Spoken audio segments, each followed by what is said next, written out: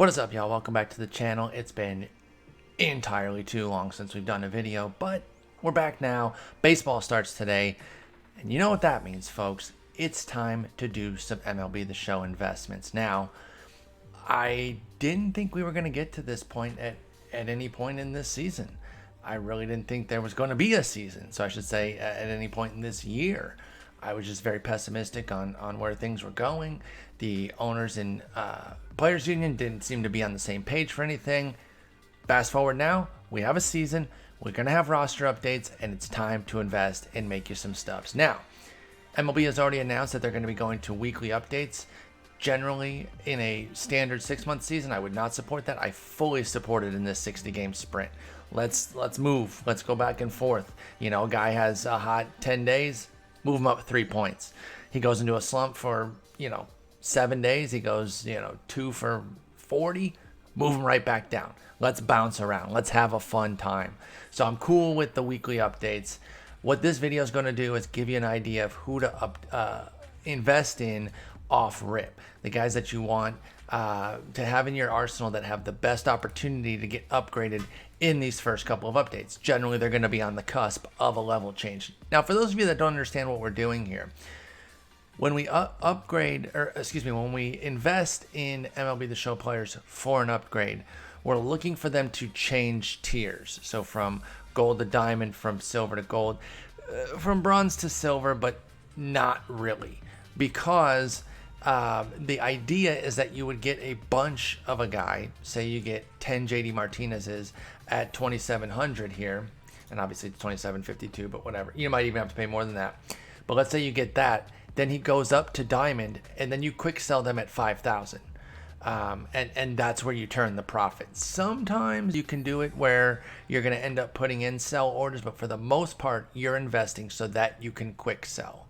So that's why, let me see if I can find somebody really quick. Like a silver that is really high priced. There isn't really anybody because these sell nows, you can get some profit. But let's say that this Buster Posey, and he's a bad example because he's not even playing, but we're just using him as an example. Let's say that his sell now was at like 882 to go with that buy now of 914. He would not be a worthy investment. You're just not going to make that many stubs because the quick sell price for gold is 1,000 stubs. So that really wouldn't be a worthy investment. Now, again, because we haven't had investments this year, everybody can turn a bit of a profit in the silver realm here. I don't see anybody whose price, if you put in the buy orders, is so egregious that you can't make a profit. Whoops, going the wrong way here. I think same goes for the golds right now too. Even Corey Kluber, let's say you bought a bunch at 3,300. Well, you can make 1,700 per by quick selling once he gets to diamond, if he gets there. So if you have any further questions on it, definitely just put them in the comments below and I'll answer them. But without further ado, by the way, I am going to be kind of turning my head a bit to look at my spreadsheet here with all the names that I have, so I apologize for that. I will look you in the eye here, and then I'll move over, and then I'll be back and looking at you in the face. Let's start with starting pitchers, and let's start with Mr. Kluber. He just so happens to be the #1 guy, and you can see the market's already a little bit keen to it by boosting his price up here to one of the highest gold, actually the highest gold starter. Makes sense. He's a stud. He had a rough season last year, and I really don't see why people wouldn't eye him as somebody who can get that quick diamond. He's been a previous diamond multiple times. He's a 2-time Cy Young. Again, with the rough year last year, there was no chance for him to get right. By the time that he maybe could have turned it around, he got hit in the arm by the batted ball. And then as he was recovering from that, he got hurt with, I believe, an oblique strain. So his season was just a washout. 7 games, they were pretty much all bad. Let me move myself here.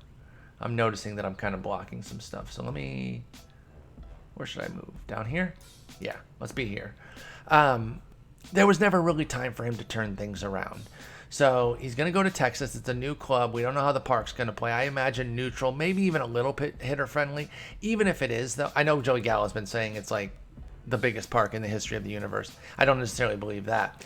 But even if it is a little bit hitter-friendly, I don't think that that's necessarily going to affect Kluber. This is one of the best pitchers in baseball when he's on.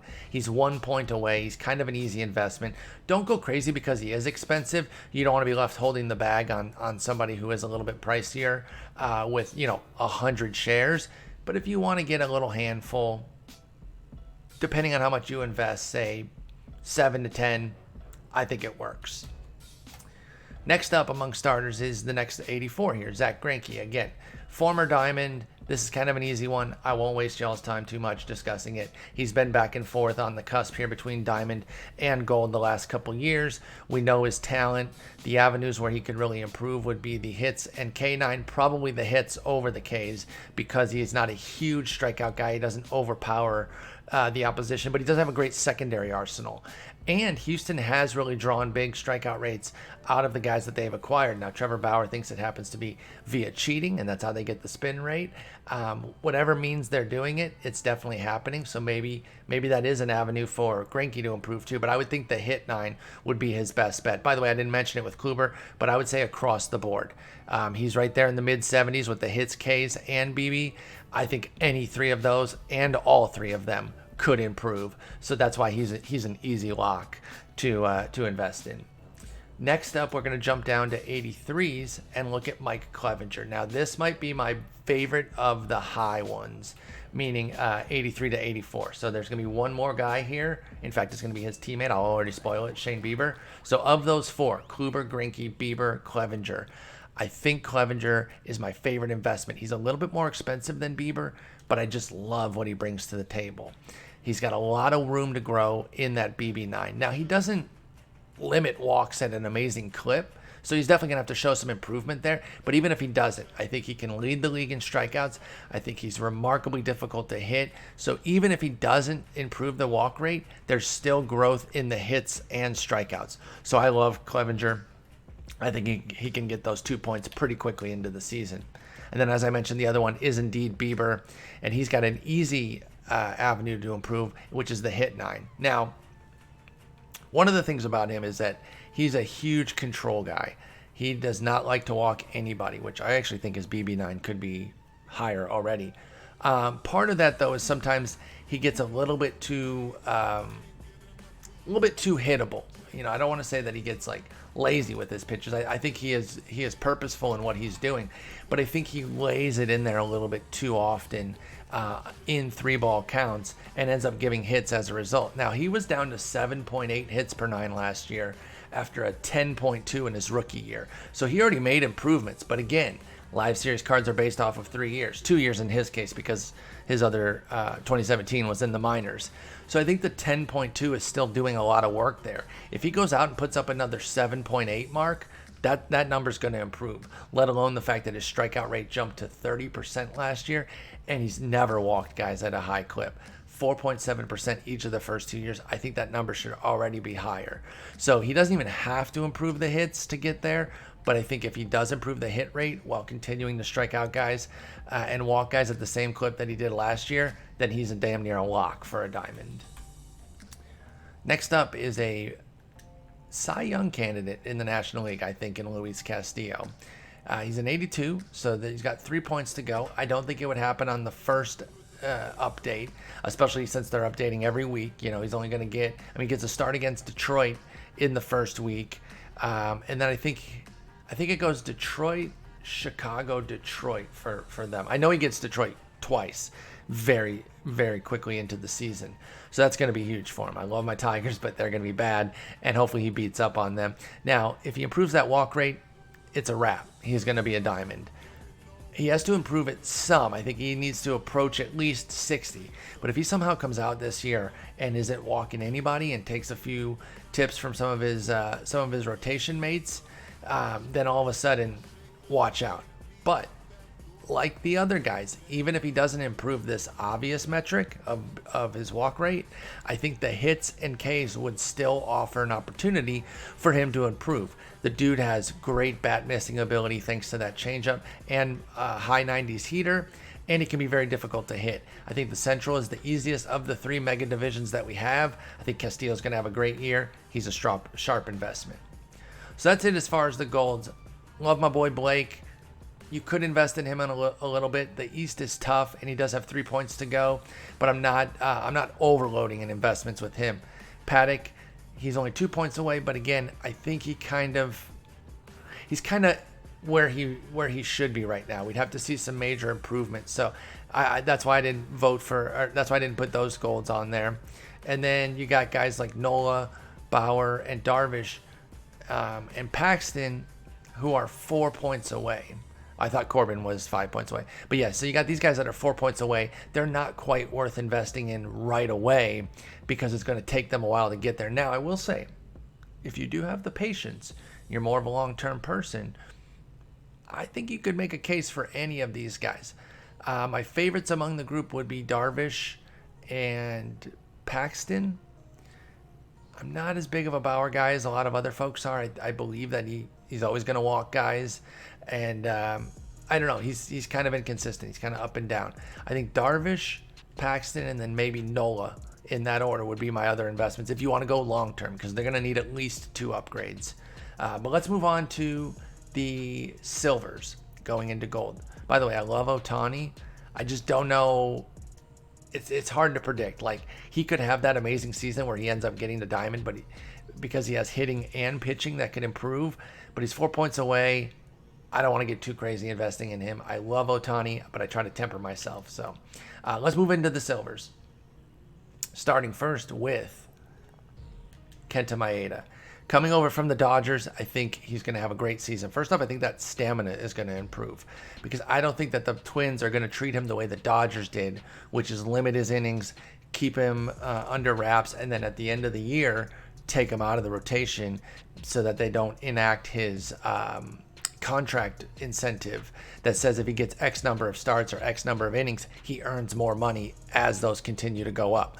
I don't think that the Twins are going to worry about that. First off, I don't think they have the luxury to do that. Yes, they are in the Central, which is an easier division, but that doesn't mean that they don't have any competition. Cleveland Indians are right there with them, and the White Sox are chasing them down. So I don't think that they're going to have the ability to kind of maneuver him. Plus, Jake Odorizzi is going to start on the IL.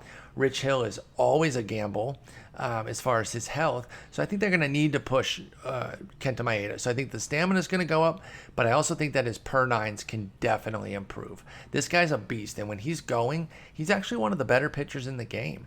Go look at his career numbers, and you see that he always has an extended stretch of high-quality work. He'll have a little bit of inconsistency here and there that will sometimes bring his ERA back up into the mid or upper threes, but when he's going, he's awesome. And I think getting into a new division, new league, an easier division with the Central, I think he has a chance to be one of the best pitchers. I think he's actually a fringe Cy Young candidate. It's one of those long shots that you're not expecting to come through, but you get such good odds that you can take a shot on it. Now, I did have Odorizzi here as well. I'll just get to him real quick because it's another Twin. But he's starting the season on the IL, and because it's only a 60-game season, I'm already going to go ahead and remove him from consideration right now. Until we see him come back, I might come back to him in a future video, but for now, I'm pulling back. I don't want to invest in guys that are already hurt right now. So next up is Carlos Carrasco. He's been a gold before. I think he's even been a diamond at some point. I think it was a brief moment where he was a diamond and then came back down to gold, but he's been a gold plenty. You see the 52 hit 9, and look, he had a rough year last year. The dude was dealing with leukemia, so the fact that his baseball stats weren't that good, who cares? We're worried about getting him healthy. He did return. He was healthy. It was great to see him on the mound. He looks good to go here. There was some consideration that maybe he wouldn't play because he's an at-risk player for COVID, but he's going through with it. And I think he's going to improve that 10.4 hit per 9 big time. So that's going to be his easiest way to get there. He's only 1 point away. This is one of my best investments. Even at 600 right now, I think you can still turn a decent profit. Even if you're paying 650 per, you're still turning 350 on each one that you invest in when he goes gold and you quick sell. Next up is Brandon Woodruff. He broke out last year and really had a good season. Again, I'm going to say like Maeda, I think the stamina can go up. They were really looking at him as a workhorse kind of guy until the oblique injury shut him down. And that was the only thing that stopped Woodruff last year. Otherwise, he was having an amazing year, looking like a true workhorse for them. they've really leveraged bullpen and just kind of getting 5 innings and then moving into the bullpen with their starters over the last few years. And it's brought a lot of success. I think they finally have somebody that they can count on for 6-7 innings every time out in Woodruff. So the stamina is going to go up. I also think the per nines are set to rise as well. He's awesome, and I really believe in what he did last year. I think the breakout is real. I think we can see him even improve upon that, and so that hit 9 is going to go up, and I believe that the K and BB9 could also follow suit. He's only 1 point away, so it's not going to take that much. I really like Brandon Woodruff. And then a couple 78s to look at. My boy Matthew Boyd. Look, the Tigers aren't going to have much to root for this year, but Matthew Boyd is absolutely something that they will have. He needs to work on the home run issue to really set himself apart. He had a great year last year, but if it wasn't for the home runs, he might have had something better than a 4.5 ERA. 4.5 ERA over 185 innings, that's a quality season. It really is. Don't forget, 6 innings, 3 runs. That's a quality start. That's a 4.50 ERA. So he was at 4.56. So he's basically consistently doing that every time out on average. But if he didn't allow 1.9 homers per 9, he could have a mid-3s or even low-3s ERA. So he needs to work on the home run issue. I also think that there's an improvement capability in the hits per 9. He does have some really good stuff, and I think that the defense behind him is not going to be a major asset, but it should be a little bit improved this year compared to last year, and hopefully they can help eat up some of those batted balls and turn them into outs instead of hits, and he can push that closer to 70. He's only 2 points away, so he doesn't need that many things to go right to bring himself into the gold tier.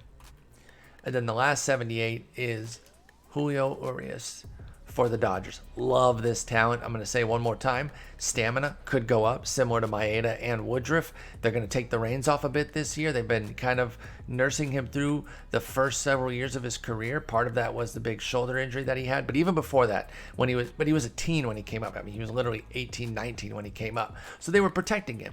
And I get it. I think sometimes they go a little bit too kid gloves, but when you're talking about a team like the Dodgers, they have so much talent that they can afford to do it.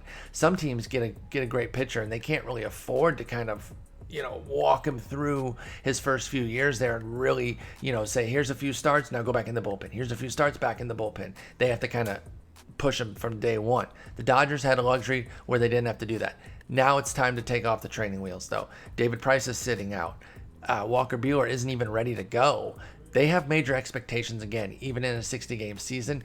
It's time to let Julio Urias be a starter, full stop. Just let him do his thing. Those per 9s can go way up, and the stamina should at least be getting into the 70s. So I really like him as a 78, and he's priced to buy as well. Even if you pay 100 more than this, you start getting into the 530 to 550 range. That's still a good profit potential on Julio Urias. Now, let's move into the relievers. And none of these golds do I think are really going to go diamond, at least not yet. They would be way down the line, so I don't think you need to invest in them right now and lock up a bunch of your budget. I think you should look at Dellin Betances, though. He's been a gold before. I believe he's been a diamond before live series. His flashback diamond just came out. So he's 1 point away. This is kind of an easy one, but it's still worth bringing up. He's healthy. He's ready to go for the Dodgers, for the Mets. I think he's going to go off. The BB9 is the easiest way to improve, but even if he doesn't improve that, I still think the hits 9 is a great way to boost him that 1 point that he needs to go gold. And hell, with a 125 bar, the K9 could actually go up too. I mean, he struck out 42% of the batters he faced in his last full season, which was just 2018. He only threw 2/3 of an inning last year. He had a 100% strikeout rate. How does he not have a 125 K9? But no, jokes aside, this dude's a monster, even if the walk rate remains a little bit higher. I mean, in 18, it was 9.6, but then in 17, it was 16.9. And then in 2016, it was 9.4. So he's got those 2 years just under 10. That's better than a 37. But the 17% mark in 2017 is what's keeping it that low. So if he comes out again and he works in the 9 to 10% range, that should go up into the 40s, maybe even 50s. So Betances is kind of an easy investment. There's a little bit of profit potential there. Go ahead and get your shares. Right below him, you see Trevor May. 1 point away. again, kind of an easy one. This guy can do all of the things that they ask of a reliever. He can go multiple innings if they want. He has the strikeouts. He keeps his walks in check. In fact, I'm kind of surprised that it's only a 55. I guess he was up to 10% last year, but he was at 5% the year before. So we've seen that he can really limit walks when he wants to, and he is difficult to hit. So even if the hits in K9 don't quite go up, that BB9 should move him, and he only needs 1 point. Trevor May, easy investment. His teammate, Tyler Duffy, kind of came on the scene last year, and I don't think a lot of people realized how good he was pitching. And he's really set himself up to become a gold this year with his excellent breakout season last year. He struck out 34% of the batters he faced with a 6% walk rate, and he was very difficult to hit with a 6.9. Very nice hits per 9 there. So he's not too far away. 2 points. I think the BB9 and the hits 9 are going to be his avenues to increase, and with just 2 points away, shouldn't take too long if he pitches like he did last year. Now, I do have a couple guys in the bronze tier that could go to silver. It's not that I would quick sell them in silver because you only get 100 stubs for that. And as you can see, these bronzes here, they already cost more than that. You'd be holding them for gold. We call it hashtag hold for gold. And I do think 2 guys that could do it are actually right here in Tanner Rainey and Oliver Drake. So you buy them now, but you hold them for the very long term. You don't want to sell them as silver. So unless their price goes to such where you can put in sell orders, but you can't quick sell them because obviously you're going to be paying more than 100. That would be a net loss for sure. I don't know that I can confidently say that he's going to greatly improve that walk rate. But if he doesn't have to become a control artist to go to gold, he just has to, I don't know, find the plate every once in a while. He had an 18% walk rate last year. Can we shave that down to like 11 to 13%, which is still high, but a lot more manageable? If he can do that, while also being very difficult to hit the way he was last year at a 6.0 hits per 9. If he can bring that even lower, then I think the hits per 9 and a little bit of BB9 love could actually get Rainey to gold, not just silver. But he's a long-term investment. If you don't have the stomach to hold him for a month plus, then don't even worry about investing. Same would go for Oliver Drake. He's kind of nasty. It's a bummer that Colin Poche tore his UCL and he's going to be out for the year, but that does create more opportunity for somebody like Drake in those middle innings to really accumulate some work. He struck out 32% of the batters he faced last year. He had a 9% walk rate and a 5.8 hit 9. That's where he could really improve. He should get silver pretty easily if he's just pitching well. But if he goes off, then all of a sudden I think gold comes into play via the strikeout and hit rates for Drake. So again, Rainey and Drake are long-term holds because they're part of... Actually, they're the only 2 bronzes I recommend because I didn't want to get into too many bronzes. I'm not trying to have you guys tie up all your bankroll this early in the season in guys that are far away. I just wanted to mention those 2 because they're also kind of nasty to pitch with in game. So if they do go to high silver or low gold, I think they're going to be a lot of fun to use in like BR and events as well. All right, as far as closers go, I really only have 1. I mean, I guess Giles is a point away and Hendricks is, but it's I don't know, it's hard. They really make it difficult for relievers to go up to Diamond because their samples are so small, which I understand. And Diamond is top tier. You know, you have to really be good for a long time. I don't think you can just have one great year and get there. So I'm not really focused there. I really only focused on one guy, and it's going from silver to gold, and it's Hector Neris. First off, he's like the only good reliever that Philadelphia has. He's relatively cheap, and he's only 2 points away.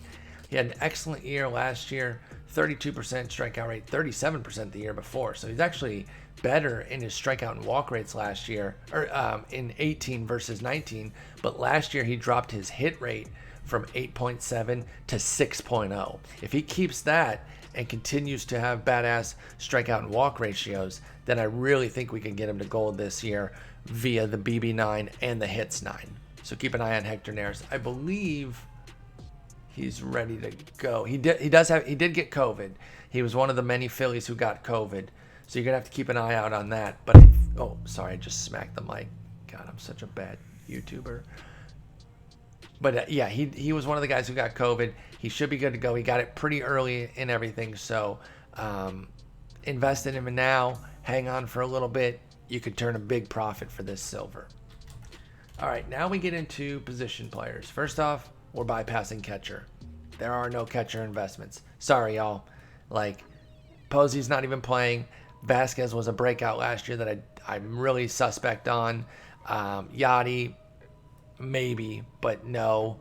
Ramos, yeah, again, you don't want to invest in these guys. So it's just nothing with catcher right now. Let's move on to first base.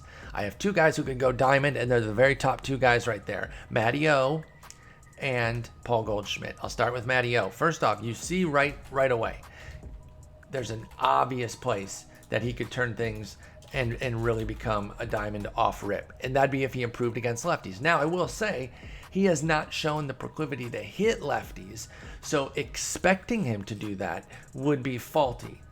Can he still get diamond without it? Yes. And the way he can do it is the fact that he has transcendent power, and that is against righties and lefties. You see, he already has an 80 power against lefties, so he doesn't even need to go off that much to boost that. And he's one of the top of the scale power guys against righties. He still has plenty of growth there. Plus, I think he's a good enough hitter to improve his batting average. He hit 288 against righties last year. Now, that was after a 244 the year before, so he needs to show that the 288 is the more real version, and the contact versus righties could go up. So there's multiple spots here where Olsen can get those 2 points and move to diamond. He's one of my favorites in the game. I actually think he's not even necessarily a dark horse. I think he's a solid pick to lead baseball in home runs in this shortened season. I love him. I'm investing. Plus, as you can see, he's a good bit cheaper than Goldschmidt. So you get in now, get in under 2,000. There's a lot of profit potential there. As for Goldie, I mean, he's a former diamond. I'm just basically looking for him to get back on track. He got off to a slow start with his new team last year in St. Louis, but really finished strong. We know what he is. We know who he can be. Let's see. In the second half last year, he had an 886 OPS, including a 954 in September. He was really starting to find his footing again. I think all four of his hitting categories, and when I say that, I mean contact versus righty-lefty and power versus righty-lefty. Those are the core four. I think all four of those could improve a bit. And again, he's only 2 points away, so it really wouldn't take that much. We don't need him to be off the charts amazing to get back to diamond. We really just need him to be the Paul Goldschmidt that we got used to seeing for several years. Yeah, he's 32. He's getting up there a little bit in age, but he was a steady 900 or higher OPS guy for 6 years before last year. If he starts to work his way back into at least the high 800s, if not the low 900s, diamond's coming. All right. And then we have two first basemen that I like for gold. One is Daniel Murphy, and basically this is a bet on his health. He looks healthy, ready to go. Now, I did read a report where they're going to play him at first regularly instead of DH so they can play Matt Kemp. Nothing against Matt Kemp, but I just hope that's not true. Because Daniel Murphy should be DHing and just turning him loose, letting him hit. And we know what he can do as a hitter. We saw him do it in Washington and New York. Imagine what he can do in Colorado if he's healthy and going. I think the contact could shoot way up, even if the power doesn't go crazy. He only needs 2 points. I think he's an easy investment, and I don't think a lot of people are on him. And he's only $435 right now, so I think that's a great opportunity. An even better opportunity, at least as far as price, though he is 4 points away, is one of my big breakout picks for this year. And this was even before the 60-game season. I was really liking Luke Voigt in a 6-month season. Dude is a monster. Now, as you can see, his hitting's already pretty good. It's a silver, and his defense is what holds him back. I think he can improve all 4 of his offensive metrics and really push into gold. I think he's going to have a monstrous season. He's got big time power. Now, he is a dark horse candidate to lead the league in homers. I mean, he's a dark horse candidate to lead his own team in homers on a team that has Judge and Stanton. So I understand that. But this dude, as a Yankee, has hit 280, 384, 517 in 658 plate appearances. That's 157 games. That's essentially a full season with 35 homers, 95 ribbies, and 100 runs. Now, I know runs and ribbies don't count for MLB The Show ratings. I'm not bringing that up to say, like, that's why he should be upgraded. I'm just showing you the full picture of the fact that he's been a star first baseman in a full season's worth of action with the Yankees. And I think that's going to carry over this year, and he's going to have a big season. I think the batting average is the sneak tip here. He only hit 263 last year. I think he can hit 280 plus when he's really going. But even if he doesn't, I think the power is set to rise against both righties and lefties. The power alone could get him to gold. But if he happens to hit something in the 280s or higher, then he's a lock. And he's super cheap, like I said. All right, moving over to second base, we have 6 players to talk about. 2 going to diamond, and then 4 going to silver. See, do the math. You already knew that. 6 minus 2. You were quick. LeMahieu is one of them. Now, LeMahieu got COVID, and that's setting him back a little bit. However, it shouldn't be too long. He might miss maybe this first weekend, maybe a little bit into next week, but he should be good to go from there. He was a diamond last year after the huge breakout season. I believe in so much of what he did last year. He's only 1 point away. If he gets off to a hot start against righties, it's a wrap. He's back to diamond. And then Ozzie Albies is the other one. I love Albies. Speaking of getting going against righties, that's really the key here because he's already shown what he can do against lefties. He's been doing that from day one. He needs to really improve against righties if he's going to be the kind of top level fringe MVP candidate that I believe he can be. I truly believe that. I would actually put a few bucks on him as a MVP candidate if I could bet. If the United States let me bet, but they don't. They don't let me to do whatever I want with my money. Anyway, that's neither here nor there. I'm not trying to go on a diatribe there. Let me see here. By the way, also as this is happening, as I'm making this video, they're deciding whether or not they're going to have expanded playoffs. So I'm trying not to divert my attention to that, but I'm seeing like notifications pop up on my work Slack about like, hey, we might need to redo our staff picks because there might be 8 extra playoff teams. So I apologize if it looks like I'm distracted. I'm focused on y'all. But yeah, he's hit 253.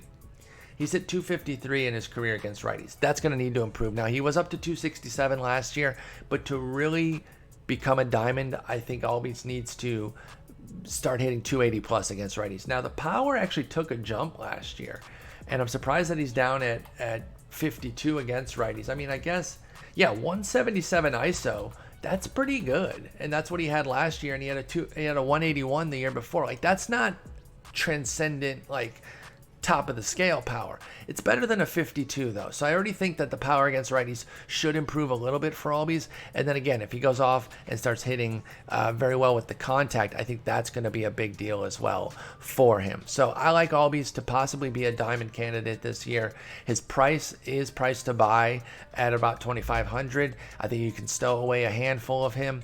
And then if he clicks, watch out. Now, I know some of you are probably going to be like, well, why didn't you put Gleyber Torres? Same type of deal. And I know he's going to play Baltimore a lot this year. But if you really look at what he did last year, he did so much amazing work against Baltimore. And then he was like good, but not great against the rest of the league. I think he had a 790 OPS against every non-Baltimore team. So I'm not investing in him yet. He's 3 points away. It's going to take a while. All right, let's go into the 4 guys who are silvers that I think could boost up. First is Colton Wong. And he's already a little expensive at $667, so I would not go crazy here. I just want to acknowledge him because he is 1 point away. He had some offensive growth last year, so he really wouldn't need to be that good. That's the thing, too. The overarching theme here is the guys who are a point or 2 away, they only need to be good for like 2-3 weeks to get it because we are going to see MLB San Diego Studios. We are going to see them make quick moves. So even if you don't think that Colton Wong like screams gold, if he gets off to a fast start and he's hitting 320 with a few homers 3 weeks into the season, they're going to make him a gold, as they should. Again, I think this should be a wild season where they move guys rapidly up and down though. If he then goes, like I said, 2 for 48 right after that, then move him right back down to silver. Let's have a wild season. But yeah, so these are not in order of how much I like them. It just happens to be in the order of their rating because I do not like Wong the most out of these four guys. I will tell you who I do like the most, though. Howard Kendrick. Remember when he was going by Howard for like 1 year? It's like, call me Howard. Howie, chill out, okay? You're Howie. Howard. What are you, mature now? Get out of here. I know he's 36 years old. It's Howie.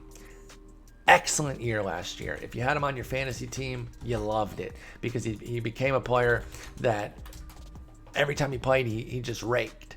Now, he didn't play the full year. Like, he was in and out of the lineup because they had enough depth to where they didn't have to play him every day.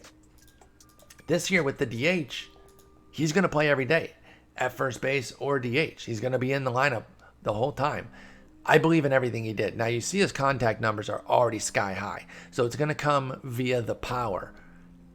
Don't sleep on the fact that there could be some contact improvement, though. This is the kind of guy who can hit 370 for the first 6 weeks of the season. And then you'd have to start putting one of, if not both of the contact, depending on how the breakdown went, you'd have to start pushing those into the 100 mark. And like I said, there's some pop in his bat too. I really like Howie Kendrick, and he's super cheap. Sub 400 as an investment, sign me up. And all of a sudden, website stopped working to get stats. Okay, there it goes. Sorry about that. But yeah, 344, 395, 572 last year in 370 plate appearances. Howie Kendrick could chase down a 400 average this year. There's going to be some guys who are chasing 400. He could be one of them. He's my favorite of these second basemen. His new teammate Starlin Castro, I think is a decent bet as well. He's 3 points away. But if you look at what he did from like the middle of June on last year, he was an awesome hitter. In fact, let me pull it up. We're just hanging out. We're talking. So let me go ahead and pull that up. But you can see that versus righty is really where he's going to have to improve if he wants to get to gold. But I do think it's possible. And, if you are a big-time baseball fan, you've been following baseball, I don't know, for the last decade or so, then you're familiar with Starlin Castro, and you probably feel like he should be like 35. Look at right there in the center of the screen. 30 years old. It's because he came up at like 20. So yeah, he has been around for a decade, but that only makes him 30 years old. So yeah, I think that we could see some work against righties, really take him to that next level, give him the 3 points, and get him into gold. Now I did skip, I accidentally made a skip here to a guy who was 78. It's Jonathan VR. And he's only 2 points away. The thing of it is, I'm kind of surprised at where his power is. I thought maybe it would be a little bit higher coming into the year because he did club 22 homers. What was it? 24 homers last year. But I guess he had a 124 ISO and just 14 homers the year before. I didn't realize that. So I guess that's carrying a lot of weight. And, oh yeah, no, it makes sense totally. I just totally had it miscalculated in my brain. I thought, they do a 3-year composite. I was conflating 2016 and 2017. I thought 2016 was the year that he went off, or I thought 2017 was the year that he went off for the Brewers with 19 homers and a 171 ISO. That was 16, so that's not factored in. 17, he only hit 11 homers with a 132 ISO, then 14, 124, and then 24, 179. So there's only one good power year in those three, so he's got some work to do. But if he does what he did last year, if he continues that trend, I think he's an easy gold. Especially if he plays some strong defense too, because he's not a great defender in any one position, but a short sample of high quality defense, particularly in center field, I think could boost him up. All right, moving on to third base here. Now, third base might be our deepest. Yep, it's our deepest position left. We have 8 players, and it's an even split of 4 golds and 4 silvers. So let's go over to third base here. And we'll start with a couple of the obvious ones. The top 2, they're 84s. Again, I'm not going to get into it too much. They're 84s. These are both former diamonds. They're 1 point away. They're easy investments. you might as well get a few stowed away because they don't even need to get that hot at the beginning of the season to get back to the diamond tier. So Bryant, Machado, easy peasy. At least get a couple of them, even if you're not super bought in on them. Like, I'm not a huge Machado guy, but at 2,500, I got to throw a couple in the arsenal and just be ready in case he goes off. Now, these next two guys, they're a bit further away. They're 3 points away each, but I love both. That's Justin Turner and Josh Donaldson, both at 82. Now, they are also former Diamonds, both of them. So what I've noticed observing upgrades over the last several years that I've been doing this is that when somebody is formerly a Diamond or formerly a Gold, and they're back in Silver, their path to get there is a little bit easier because there's a little bit more built-in trust. They've established a higher level. So if they get back on that Diamond or Gold track, SDS recognizes that and says, okay, let's fast track them a little bit in comparison to like a new breakout. So I think Turner and Donaldson both fit that bill. I was talking earlier with Howie Kendrick about somebody who could hit 400 this year. This is my top candidate. Even higher than some of the superstar guys. This dude rakes, and it seems like he has a hot 60-game run every season. Injury is the only thing that's ever really derailed Justin Turner since he broke out in 2014. He was a late bloomer, but he's been a monster since then. He doesn't usually play full seasons. Hopefully he can play this full season since it's only 60 games, and I think he could chase down a monstrous batting average. Like so many of the other guys we've seen so far, his improvements will have to come against righties if he's going to move back to Diamond, but I think he can definitely do it. Next up is Donaldson, as I mentioned. Again, not only a former Diamond, but a former MVP. His MVP card just came out. It's not going to take that much. It's really, even with 3 points, it's not going to take Donaldson performing at some high level for a month plus. I think if he goes off for the first 2 to 3 weeks of the season where he's hitting something in the 300s with tons of homers, I think he zips back up to Diamond. All right, now for the Silvers. I've got one at 79 that's easy, and that's my boy Gio Urshela. I kind of thought he should have gotten Gold at some point last year. I kept predicting it for him, and they never quite got him there, but I believe in what he did last year. I think there was a lot of realness to the stats that he put up, so I'm sticking with him. 1 point away.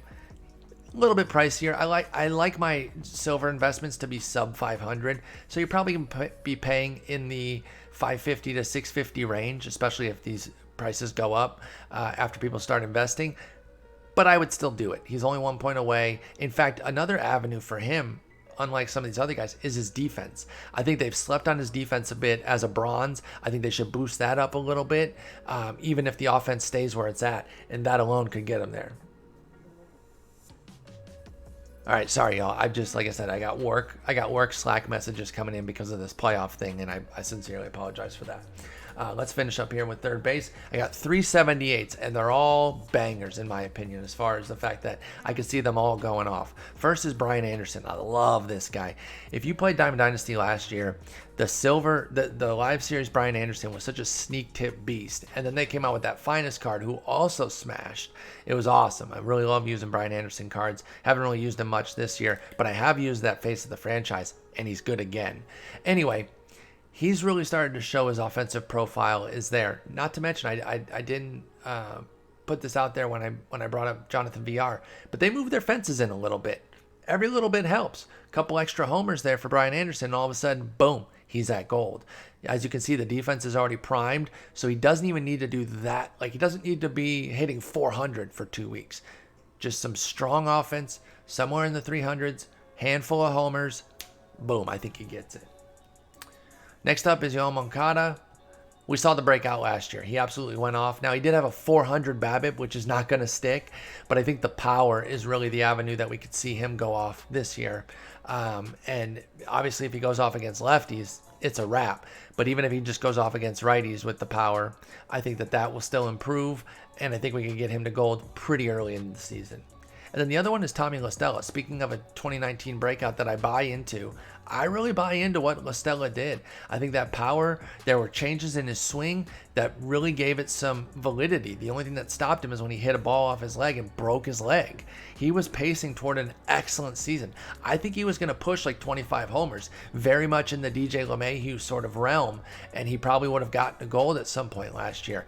But the season derailed, and now we're kind of left right here in limbo at 78. But you know what? Buying opportunity for us because he's only at 462. By the way, 374 for Brian Anderson. Stock up. All right, let's go over to shortstop now. Oh, let's back all the way out like a moron. That's always cool. My bad.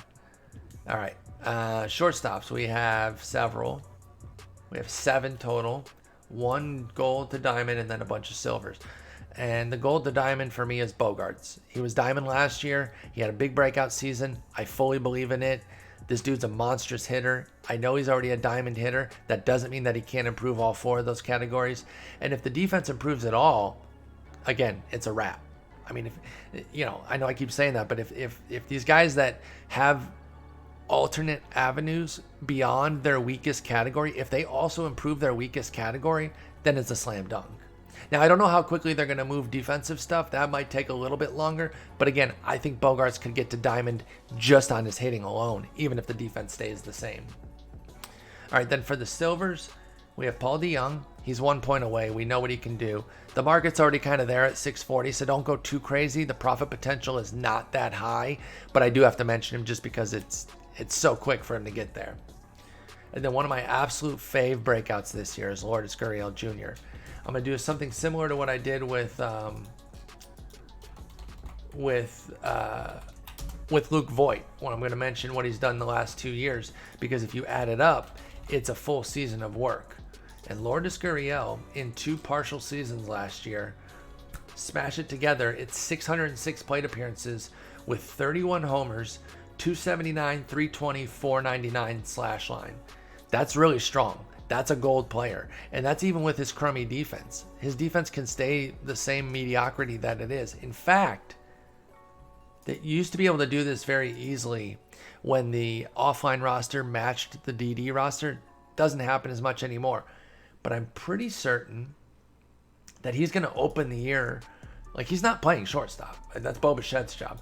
So he's going to move to left field pretty quickly. I think that's going to get him some point increases, because I think the thresholds to succeed, the threshold to raising your level is harder at shortstop than it is at left field because of the defense.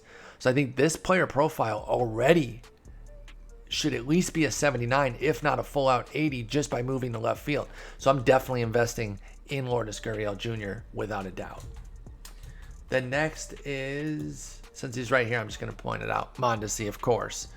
He's an MLB The Show god. We all love him. Doing all right with him in a small sample, but I've been using his player of the month, or I used it right when it first came out. Awesome again. Cheap. Offense is where he's going to improve. And he's a little bit volatile because he does strike out too much. And I do think that can be a little bit of a worry. But he's got better pop than we realize, or than this card reflects, I'll say that. He had a 161 ISO last year, which is okay. ISO, by the way, is slugging minus batting average. It just takes out your singles. Anything over 200 is really good. Anything over like 170 for a slappier hitter is pretty good. So I'll say 161 is right there. But the year before, it was 222. So he's shown big pop. And batting average is tough. And so the contact, it's going to be tough because he strikes out so much. But what I love is his speed fosters a higher BABIP than normal. And in a shortened season like this, if he can just get hot and hit like 320 for a few weeks, then they can inflate the contact numbers and boom, get him to gold. We'd love that just for BR purposes too, because he's such a good card. And then former Diamond. Remember when he was the hottest thing in MLB The Show? His Diamond card a few years ago was so great, Corey Seager. golly, this dude can still hit, though. Make no mistake about it. Injuries have really been the only thing that's derailed him. This dude is still a premium hitter. I think he's an easy gold bet. The market's kind of there already at mid 500s with his price, but I still think there's enough profit potential. Get a little bit of stock in him and make sure that you're ready to go. He could even feasibly get back to diamond this year. Now, that's going to take longer, obviously, because you're talking about a 7-point gain, but it's in the cards. Whereas some of these other guys that I like going from silver to gold, I don't necessarily see them as diamond potential. Like, I love Gurriel, but I don't really see diamond potential. But with Seager, it's absolutely possible. And then the last of the bunch is Jorge Polanco, who had a breakout last year. I believe in the breakout. He's on that amazing team. Not that that amazing team is necessarily going to help his core skills that would be improved here, except in the one little unquantifiable way. You guys have heard about lineup protection and all that. It's been studied, and it's a little bit overrated in terms of having somebody beastly hit behind you. Where it isn't overrated, though, is in a strong lineup altogether.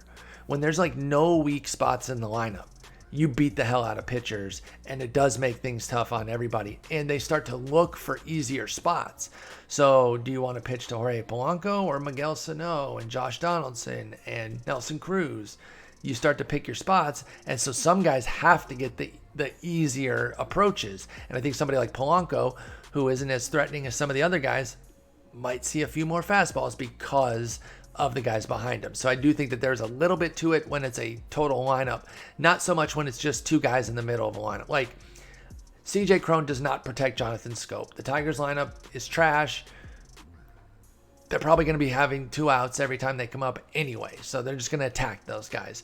But when it's a merry-go-round lineup like the Twins or the Dodgers, then it does become a bit more difficult. All right, let's get to the outfield here. Left field, there's only 4 guys, 2 golds, 2 dimes. Well, sad music. If you didn't see it, Soto got COVID today being the 23rd of July. He's going to miss the opener. He's going to have to test positive. He's going to have to test negative twice to come back. So I might still invest in him a little bit, but it's tempered. It's just a bummer too. Put away the investment part. I don't care about that. Just not having him in baseball for the first couple weeks sucks. And it's going to happen to a lot more guys too. And that's what's really going to suck. So I'm just bummed about that in general. But then JD, easy peasy, former Diamond, goes off against righties for the first couple weeks. It's a wrap. Easy. Don't really need to expound on it too much. And then some of the silvers. I will say, depending on what kind of patience you have, because he needs 4 points, but he's almost base price, so he can't really hurt you as an investment, because at worst case, he doesn't get upgraded and you just quick sell him back and you barely lose anything.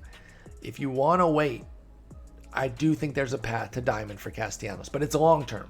We're talking mid-August, if not longer actually. Late August, really, about a month of work. Anyway, that's not a stamped recommendation. That's just kind of a, since you're watching this video, if you watch it this late, there you go. But McCutchen and Dahl are my other twos at 78. They're both strong hitters. I love McCutchen. I think if his power's there, he's easily going to get it. Now, contact, he has turned more into an OBP guy, so I don't think his batting average is going to be sky high. But as long as he gets the power going again, particularly against righties, I think he has an easy opportunity to get back into the gold realm. I don't think we're really going to see Diamond McCutchen anymore, but I do think we can get him to gold. Dahl, it's just about staying healthy, which has been a massive, massive, massive challenge throughout his career. So I don't want to say it as if all he has to do is stay healthy, but all he has to do is stay healthy. So it's like, I don't want to simplify it that much, but if he does stay healthy, I think the skills are absolutely there to give him an opportunity to go gold. Let's go to center field and talk about 3 silvers that I really like. They're all 79s, so they're right on the cusp. Aaron Hicks. He's already pretty expensive, as you can see there, so don't go too crazy with him. But he's gold potential for sure. Remember, he had Tommy John, so he was going to miss the first half of the season when we had a regular season scheduled. Now that we had this crazy season, he's back. He's ready to go from day one. Great lineup, strong hitter. I think he's got a great opportunity to get there. And then Victor Robles. Look, I've seen all the StatCast stuff. I know he didn't hit the ball very hard last year. That's an indisputable fact. But that's not just who he is now forever. The dude's 22 years old. And I do think there's a lot of improvement potential in his bat. And that's where it's all going to need to come from. As you can see, the diamond and the speed are already, the fielding and the speed are already diamond caliber. So it does all need to come from the hitting. But I think it is a possibility there. And if I have the hiccups, I'm going to freak out. Let me take a drink to try to curb it.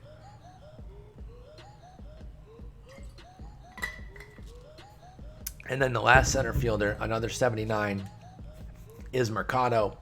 I believe in his bat. He came up last year, had a quality rookie debut. I think that he can absolutely put together another strong offensive season. I like him third out of this group between Hicks, Robles, and Mercado, but I certainly think that he could get there. I would have included Buxton too if he wasn't already hurt. I guess because he is a 79 and there is still a lot of potential in his bat, I will. In fact, I'll make him an official inclusion just in case he gets it. I'm on record because I am going to invest in him a little bit myself, but he's so maddening with the injuries. And it's, he plays an all-out style, and that's what makes him so great defensively. But, man, just stay healthy, dude. There's so much capability in the contact and power that he could absolutely get to gold very early in the season once healthy.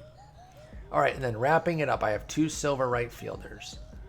First one is Hunter Renfroe. As you can see, a little bit pricey already, so don't go too crazy here, especially because he really needs to show something in the contact probably to get there. Actually, I take that back. He doesn't have to, but that would really help.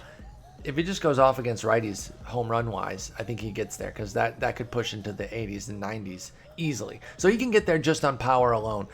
But it would be nice to see him tamp down the strikeouts a bit and add a little bit of contact to his game. You saw what he did defensively last year. He's become a BR god, and maybe that's why he's so... Well, no, man, you don't have to buy your BR card. I don't know why he's so expensive. Maybe just because he's a 79 and he's good for exchanges. But yeah, there's not a ton of profit potential, so don't go crazy investing, but throw a few shares into him, and I think you'll be fine there. Same goes for Conforto. Even if he doesn't improve against righties, if he just,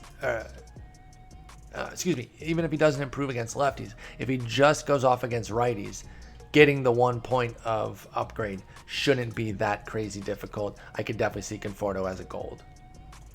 So that's it. There you go. That's 52 players, I believe, ranging from gold to a few bronzes. And again, I didn't want to get into a whole ton of bronzes because they're difficult. The one way I would invest in bronzes is if you want to invest in them to exchange, not to sell. If you're trying to boost your bankroll, they're not a good investment. If you're trying to save some stubs for your team affinity exchanges, you could invest in some bronzes who you think could go up to 75 to 77 in the silver range. So anyway, if you have any questions, put them in the comments. I'll be on Twitch today, the 23rd, actually all weekend really with baseball. Come through and ask about guys if you want. I will also have the Discord for my subscribers on Twitch. There are two investment channels in there where I talk exclusively for the subscribers about certain players. The first bit here is these are all the names I have. I don't have a secret stash of names that I'm going to go turn around and give them. But going forward, there will be some that I share with the public and then another group that I only talk about with the subscribers. So you can definitely do that. Come to the Twitch channel, subscribe, you'll get into the Discord, and then you'll have access to those channels. But I'm really excited, man. We're going to have a roster update pretty quickly. I don't know if they're going to do it the first week. I think they might let a week or two go. I think they might let not next Friday. I think they might do it the Friday after that and then start every week, but I'm not entirely sure. Either way, I know it's going to be great and I'm super excited. Thank you guys so much for watching, and I will have more consistent YouTube content coming. I just had a little bit of a break there because everything was ramping up for the season and my day job was taking most of my daytime, but I do have a lot of stuff coming. Thank you so much for watching.